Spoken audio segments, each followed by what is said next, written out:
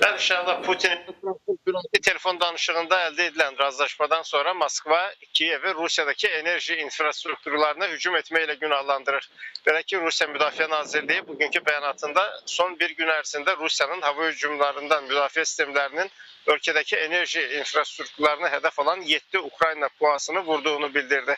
Nazirlik bu hücumların Putin ile Trump'ın telefon danışığından sonra baş vermesinin Ukrayna'nın məqsədinin məhz Rusya ile ABŞ arasındaki razılaşmanı pozmak olduğunu bildirdi.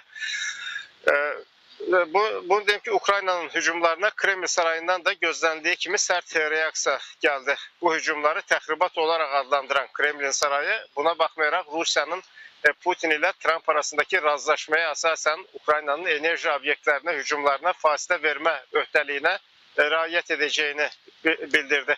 Kremlin sözcüsü Dmitri Peskov da Ukrayna'nın razılaşmalara riayet etme kabiliyetini çoktan yitirdiğini, son hücumlarda bir daha ispatladığını ifade etti. Bununla yanaşı Peskov dünənki danışıqlardan sonra Putin'in hərbçilərə 30 gün ərzində Ukrayna'nın enerji infrastrukturasına hücum etmeme kararı emri verdiğini ve bu kararı da hələ ki ləğv etmediğini bildirdi.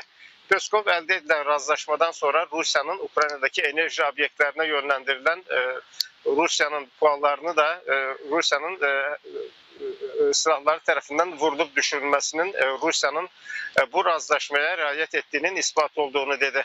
Rusya Təhlükəsizlik Şurasının sədri müavini Dmitri Medvedev ise ateşkes meselesinde Ukrayna'ya etibar olunmayacağını bildirdi. Medvedev'e göre Ukrayna'nın ateşkese emel edip etmemesine ABŞ-ın nəzarət altında tutmasının lazım olduğunu, Washington'un Kiev'e cavabdehliyini hatırlatmalı olduğunu bildirdi. Rus hərbçilər ise Ukrayna tərəfinə Putin-Trump danışıqlarına kölgə salmaq üçün yeni təxribatlara hazırlaşmaqla günahlandırırlar. Rusya tərəfi həmçinin Ukrayna'nın son zamanlar Tuapse, Rizan ve Kropotkina'daki neft ayırma zavodlarına da hücumlar ettiğini hatırladım. Son olarak bunu da diyeyim ki enerji infrastrukturalarına zərbə indirmemek aslında Ukrayna'nın teklifiydi ve bunu indiyədək Rusya kabul etmirdi. Ancak bugün baş tutan Trump'la Zelenski'nin telefon danışığından sonra Ukrayna'nın da evvel özünün teklif ettiği